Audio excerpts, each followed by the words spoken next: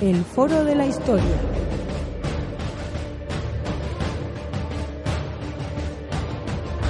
El pasado tiene mucho que contar.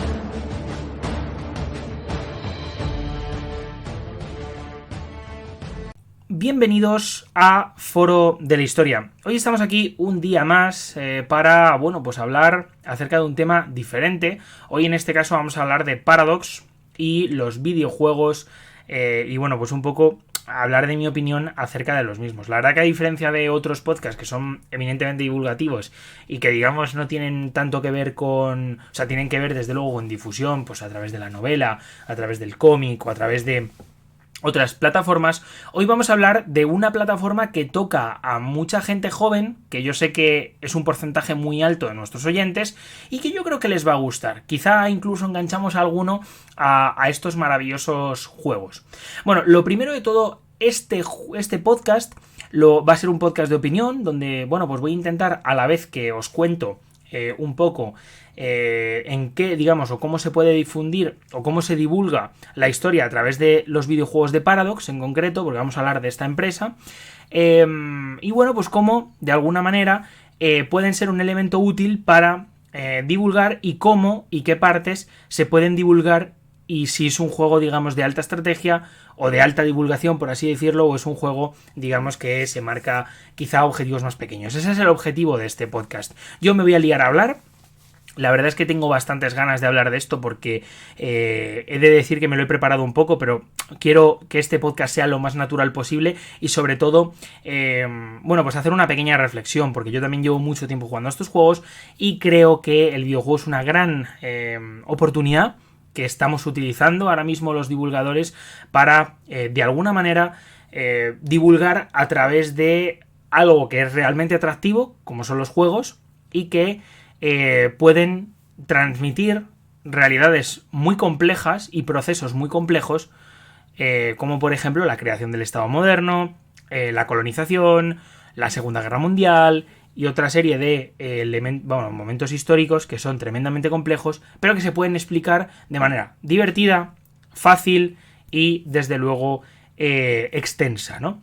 Lo primero de todo diréis, para quien no me conozca nada más que por el podcast, os diré que yo también tengo un canal de Twitch, tengo un canal de YouTube, donde yo desde hace aproximadamente unos 3-4 años, prácticamente lo único que subo son juegos de Paradox. Yo antes jugaba mucho Total War, de hecho, si habéis escuchado el podcast de Se puede aprender historia a través de los videojuegos, os diré que en ese podcast en concreto hablamos sobre Total War, pero se me quedó una espinita clavada y quería hablar un poco acerca de la empresa Paradox, ¿no? Que es la empresa en la que yo me he especializado a la hora, de transmitir videojuegos en vídeo y en directo. Y, por supuesto, porque me parece una de las mejores empresas respecto a este campo, ¿no? De la divulgación histórica a través, o la transmisión de estos procesos complejos, históricos, que, que son quizá difícilmente entendibles, pero que se hacen un poquito más fáciles, pues un poco a través de eso, de lo que digo, ¿no? De estos videojuegos, para gente que no sabe o quizá no tiene un conocimiento demasiado extenso. Lo primero de todo, decir que Paradox es una empresa sueca. Es una empresa que se funda hace ya muchos años, a principios de los 2000, y que, pues comienza a hacer una serie de videojuegos en los cuales tenemos, por ejemplo, el Europa Universalis, que, no es, antes del 4 hubo unos cuantos antes, y también, eran juegos que, al igual que ahora, transmiten estos procesos y que se han ido mejorando y que a partir sobre todo de la década de 2010 a 2020 han ido mejorando y han ido convirtiéndose en uno de los juegos referentes que prácticamente cualquier, fan de la estrategia histórica y estrategia militar pues ha jugado, porque la verdad que son de los más complejos y a la vez de los más divertidos, porque son muy complejos. Lo primero de todo, vamos a ir hablando un poco de videojuego a videojuego. Vamos a hablar primero y vamos a empezar hablando de Imperator. Imperator nos sitúa en la Edad Antigua, nos sitúa en diferentes etapas. Ya sabéis que Paradox, y esto es transversal para todos los juegos de los que vamos a hablar, siempre nos deja situarnos en varias etapas. Por ejemplo, la Segunda Guerra Mundial tendríamos desde, por ejemplo, 1936 a 1939. Por ejemplo, en el caso de Europa Universalis podemos estar en 1444, en 1453 o incluso en 1500 o 1700. Hay diferentes escenarios en los que podéis jugar y hay unas fechas, digamos, que están delimitadas, ¿no? Por ejemplo, en Europa Universalis 4 se puede jugar desde 1444 hasta 1800 y pico, ya con las revoluciones liberales y desde luego ya con la Revolución Francesa bien entrada. O sea, quiero decir, con las guerras napoleónicas. En el caso del Imperator es un juego que está centrado en lo que viene siendo el nacimiento de Roma, bueno, pues lo que viene siendo la consolidación del Imperio Romano. Es un juego que la verdad que ha tenido muy poquito éxito. He de decir que es un juego que tenía ha tenido muchísimo potencial y que sin embargo da la sensación de que se ha quedado un poco atrás, en el sentido de que no le han vuelto a sacar mucho contenido. De hecho, es más, me parece que ahora mismo los estudios de Paradox, y esto cogerlo con pinzas porque no lo tengo muy claro, yo no suelo leer muchos diarios de desarrollo, pero está un poco parado, pero que nos intenta de alguna manera llevar, sumergirnos en el mundo romano o en el mundo cartaginés o en el mundo helénico, ¿no? Lo bonito de este juego realmente es el hecho de que nos permite expandir, por ejemplo, a esa monarquía romana y luego pasarla a la república y posteriormente al imperio, o por ejemplo nos permite no ser destruidos con Cartago y a consolidar un poder importantísimo en el sur de la península ibérica. Este juego además me parece muy curioso, ya no solo por el tema militar, que la verdad que está súper cuidado, porque de hecho tenemos desde tipos de infantería, cosa que quizá en otros juegos no es así, pero en este caso tenemos desde infantería ligera hasta infantería pesada, pasando por jabalineros, arqueros, carros y un montón de unidades que están muy bien miradas y que dependiendo de la civilización las vas a tener o no. Bueno, pues también tenemos una serie de detalles culturales realmente importantes, aparte de, bueno, pues la posibilidad de ir incrementando lo que es la extensión de tus ciudades, construyendo diversos edificios, ya sean religiosos o productivos, como son talleres de artesanos, muelles, por ejemplo, muelles o astilleros más orientados a la creación de barcazas navales. Y la verdad que es un juego realmente completo que yo creo que nos, sumerge muy bien en esos siglos antes de Cristo, bueno, pues que son realmente importantes y que desde luego culturalmente son absolutamente fascinantes. También, de hecho, he de decir que es curioso porque este juego nos da la posibilidad a través de la workshop de que mucha gente, que aunque quizás es verdad que no son la empresa, en algunos casos sí que tienen apoyo de la misma, que son los modders, pueden hacer una serie de reworks, o sea, vamos a ver, de cambios en el juego que nos permiten incluso cambiar la totalidad del juego y en vez de tener romanos, pues tener sumerios, egipcios y, otras épocas y otras, por supuesto, otras civilizaciones como los hititas, Mitanni y otra serie de escenarios, ¿no? Eso a mí me parece absolutamente fundamental y hablaremos más adelante de ello, pero bueno, ya dejando un poco atrás el tema de Imperator, me parece que es un juego que está bastante cuidado desde un punto de vista cultural y que desde luego nos permite desde conocer dioses antiguos de civilizaciones que quizá mucha gente no haya oído nunca, como por ejemplo en este caso, pues no sé, los atenienses, por ejemplo, algunos dioses menores. Luego también, por supuesto, conocer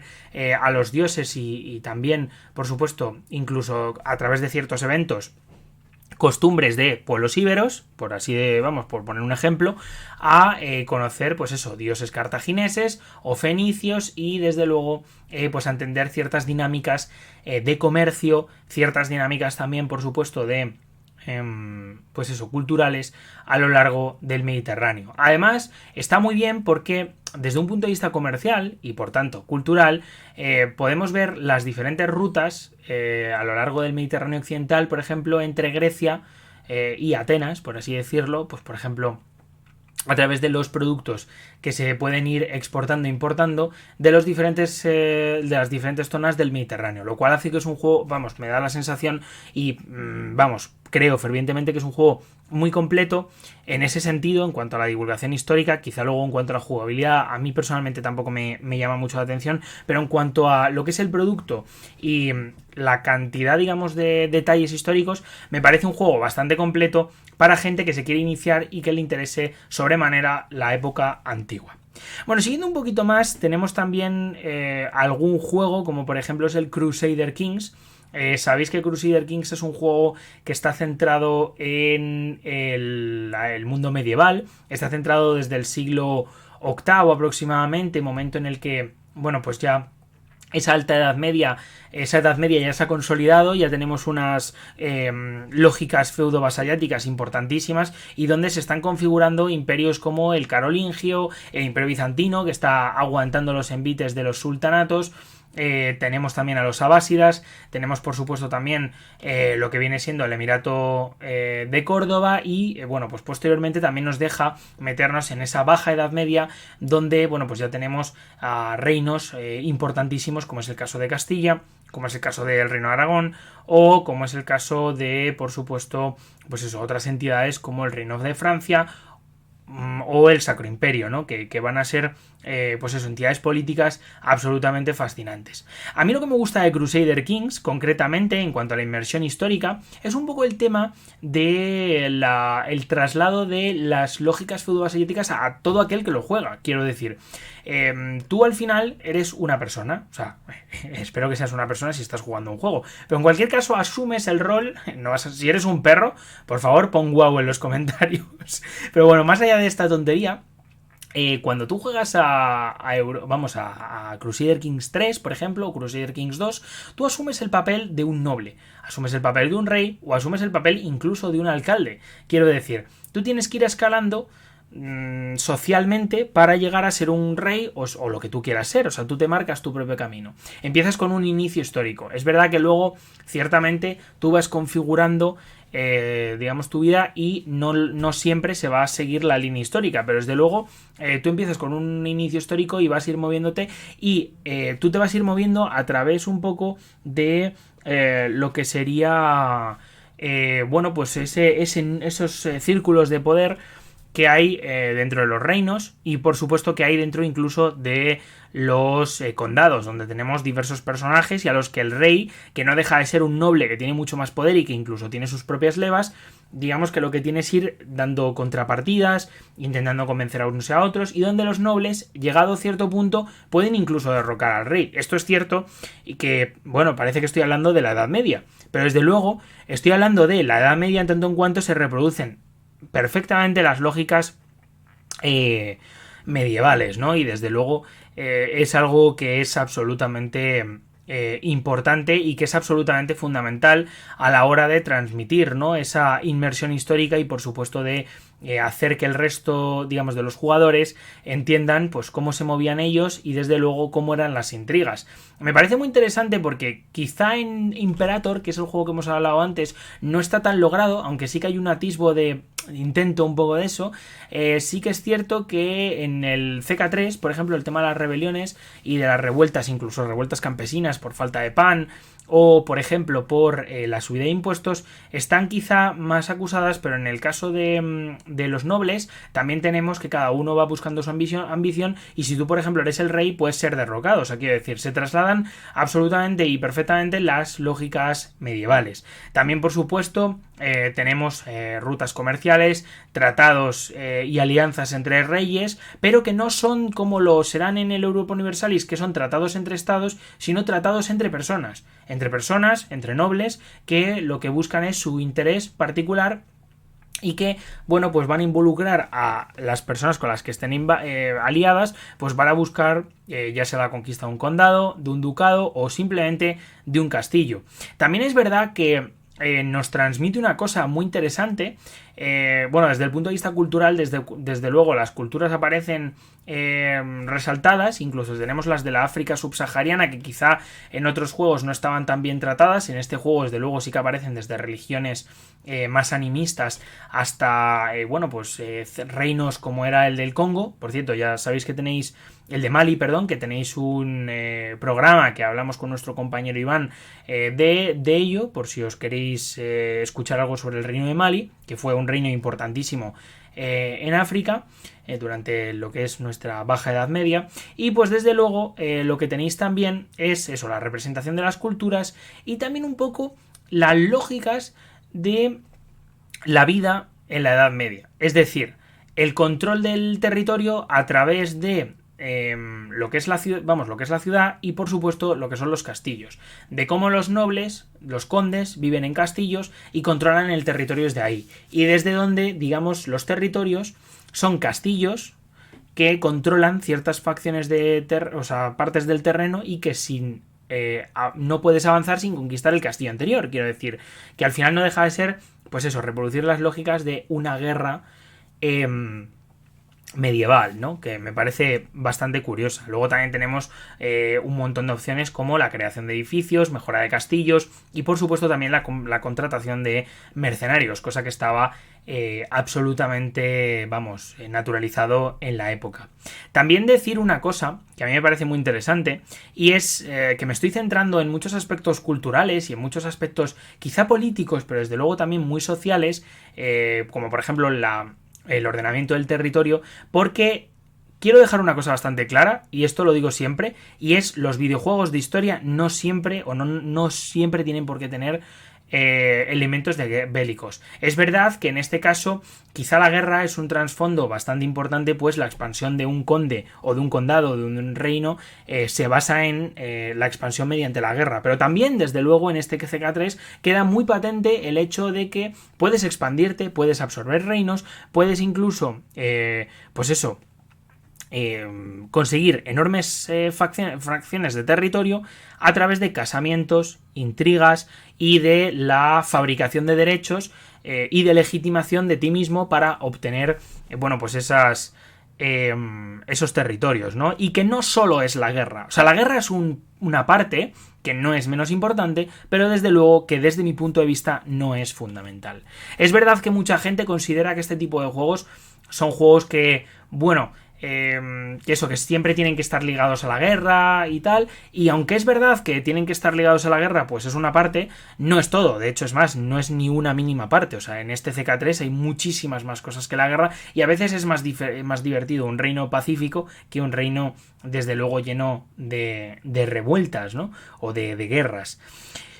Pasando un poquito más, y a lo largo del tiempo vamos a hablar ya de este Europa Universalis 4, donde se nos habla de otro proceso histórico bastante importante, y es la creación del Estado moderno hasta la Revolución Francesa y las revoluciones liberales después de la guerra, de las diferentes guerras napoleónicas. Lo primero de todo, decir que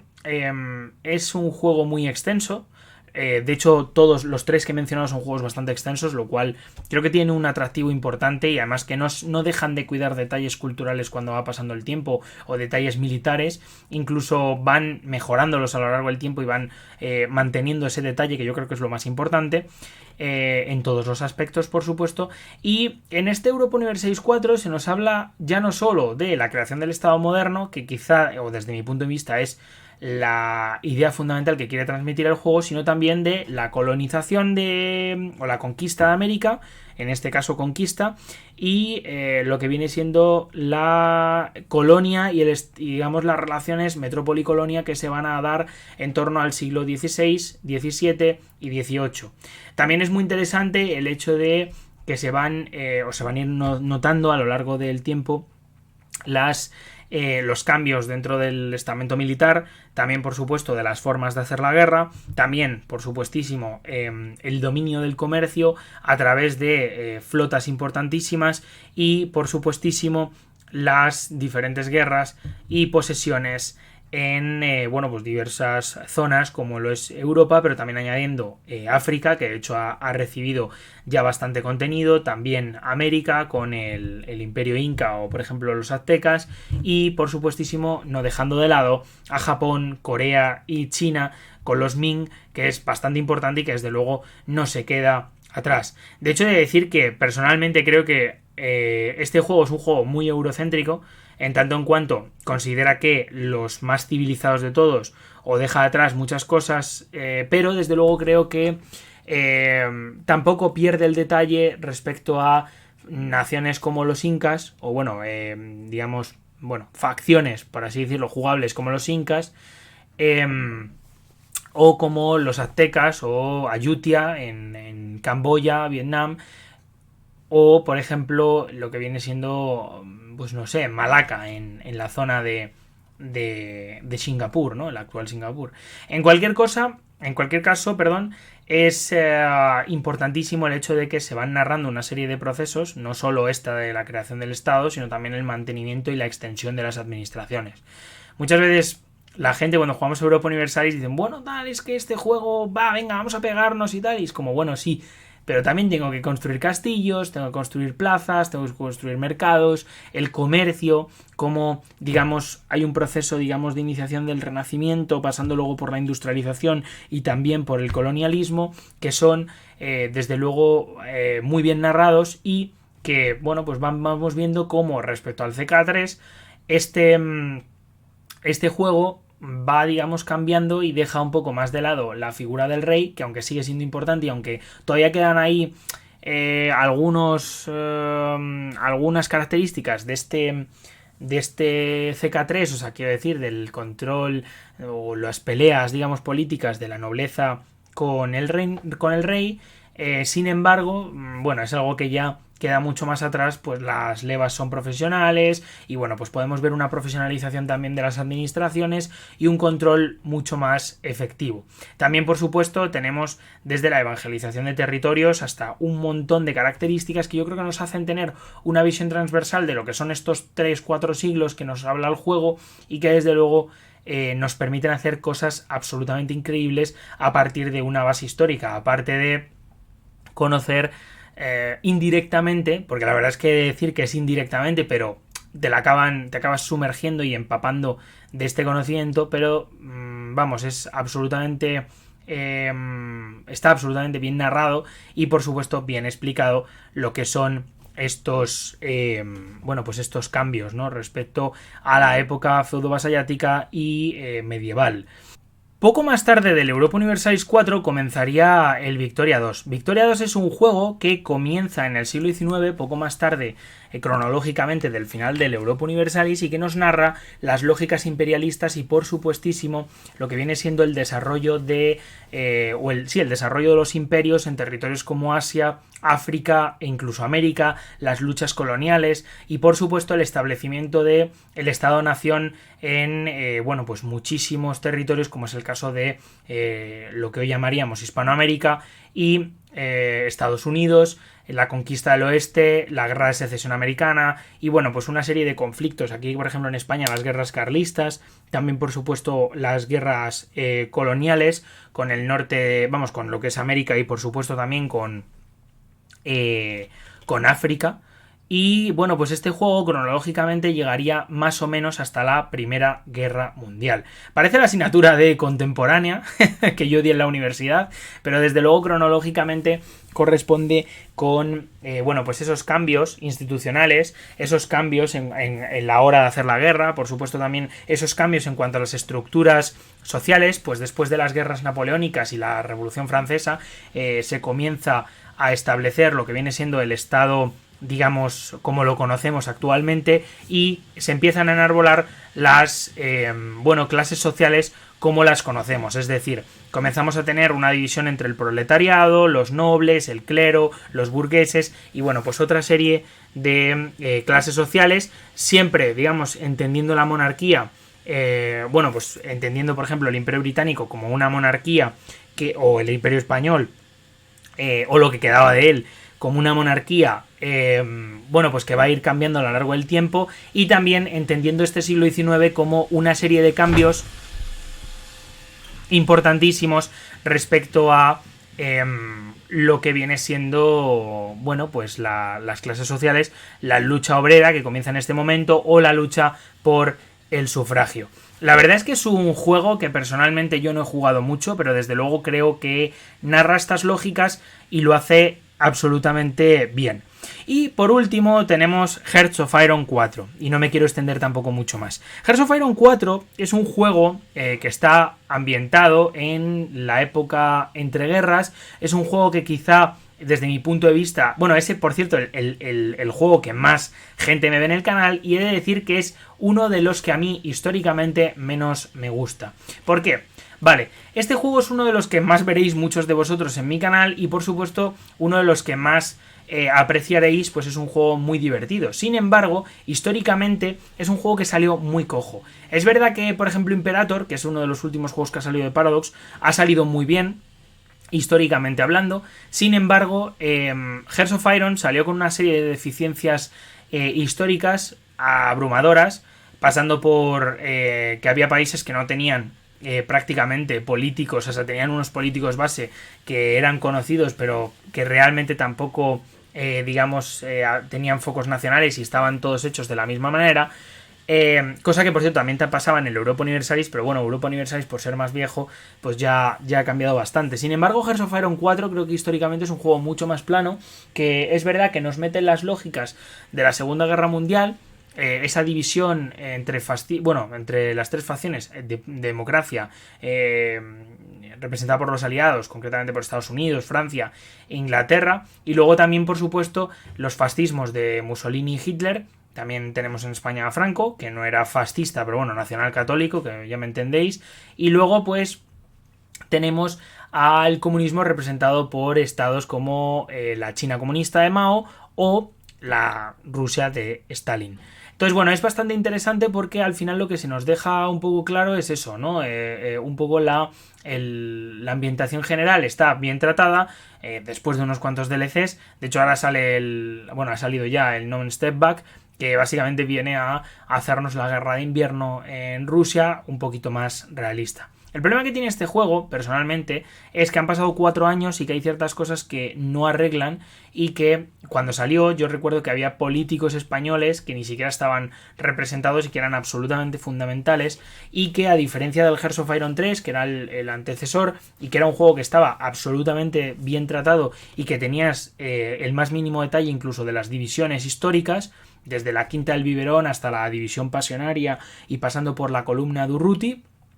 en el caso de la Guerra Civil Española, hasta pasando por unidades emblemáticas de la Wehrmacht o del Ejército Rojo. En este caso, la verdad es que es un juego que está mucho más estandarizado. Yo creo que lo que han buscado es abrirse a un público general, y creo que en este sentido, y es la única crítica que le voy a hacer a Paradox en este podcast, es que con Hearts of Iron 4 han bajado un poquito el estándar de calidad, que luego es verdad que es una cosa que solo lo han hecho con Hearts of Iron 4, porque respecto a esto, el Crusader Kings 3 y el Imperator, creo que son juegos que están mucho más logrados y la inmersión está mucho más lograda históricamente, y que con Hearts of Iron 4 no lo han logrado, ¿no? Pero bueno, en cualquier caso, esta es una opinión personal, cualquiera de vosotros puede tener la suya, y por supuesto os animamos a participar en los comentarios y a decirme lo malo que soy, lo tonto que soy por tener esta opinión. Bueno, esto es una broma, pero bueno, en cualquier caso, el compartir opiniones siempre es bueno, y cuando hablamos de videojuegos yo creo que mucho más, pues hay ciertas cosas que bueno, pues que nos atañen a todos, y que yo también como creador de contenido estoy bastante preocupado, ¿no?, por el tema de la inmersión. Por otra parte, también deciros una cosa, y es que considero que Paradox es la mejor empresa de todo el sector. Hay que decir que hay algunas, por ejemplo Total War, que en su momento fueron punteras, pero que yo creo que en cuanto al rigor histórico se han quedado mucho más atrás. En el caso de de Creative Assembly, más que nada se quedó atrás por el hecho de que salieron los Warhammer, lo cual era una estrategia comercial importantísima, y han vendido mucho. De hecho, ahora en 2022 sale el Warhammer 3. Y por supuesto, Lo que pasa, no me acuerdo eso si la fecha. Sin embargo, Paradox se ha centrado siempre en los juegos históricos, y la verdad que yo creo que le ha ido siempre muy muy bien, justo por eso. Porque al final se han centrado en una cosa muy muy concreta, y que desde luego, bueno, pues les ha ido bien. De hecho, es más, las ventas les han ido creciendo paulatinamente. Y vamos, pese a que es verdad que, por ejemplo, hablábamos del Hoi 4, que es un juego que al final no deja de ser un juego que desde mi punto de vista tiene menor calidad que el resto, han sacado, vamos, juegazos como el CK3, que en cuanto a la ambientación histórica, no hablamos en cuanto a la jugabilidad o en cuanto a lo divertidos que son, porque la verdad que yo el Hearts of Iron 4 me lo paso con un enano. Sin embargo, en cuanto a la inversión histórica, siguen siendo muy buenos, y quizá los han sabido mantener esa inmersión histórica a la vez que se abrían al gran público. Entonces creo que eso es algo realmente positivo, que no lo han logrado siempre. Decimos que en el Hoi 4, al menos desde mi punto de vista, no, pero lo han hecho bastante bien. Y bueno, pues a día de hoy yo quería hacer un podcast de esto porque me parecía interesante, una reflexión curiosa, que de un programa que tampoco durará más de media hora, porque tampoco quiero daros la chapa. Pero bueno, ahí está. Yo ya escribiré algún artículo en Foro de la Historia, pero desde luego, bueno, pues es bastante curioso. A nosotros ya sabéis que a muchos de los que publicamos aquí nos gustan los videojuegos, empezando por mí, pasando por Iván. Quizás Rubén está un poco más mayor, pero es verdad que Rubén también ha jugado mucho al Age of Empires, por ejemplo. Ya hablaremos de Age of Empires si queréis algún día. Pero desde luego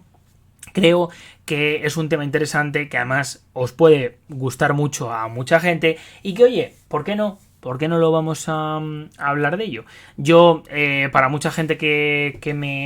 digamos, bueno, pues me suele seguir, os animo a jugar estos juegos. Para los que no los conozcáis, desde luego os animo a probarlos, dependiendo de la época que más os guste. La verdad es que hay que decir que Hearts of Iron 4, el Victoria 2 o el CK3 son juegos bastante asequibles.